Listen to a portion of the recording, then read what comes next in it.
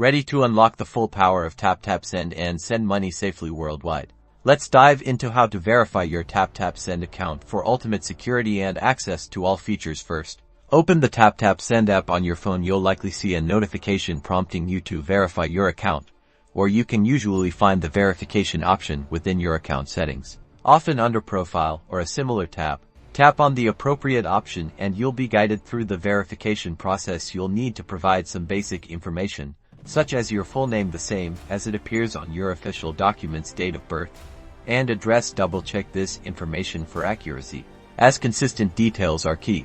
Next, you'll be asked to upload a copy of your governmentist ID. TapTap Send accepts documents like passports, national identity cards, or driver's licenses. Make sure the document is clear, in focus, and that all four corners are visible. Take a photo of it using your phone's camera, or upload a digital image from your device. After uploading your ID, you might be asked to take a selfie. This helps TapTap Send confirm that you are indeed the person associated with the provided ID, so the image is clear. After providing your details, submit the information. TapTap Send will then review your submission, and you'll receive a notification once your account is verified.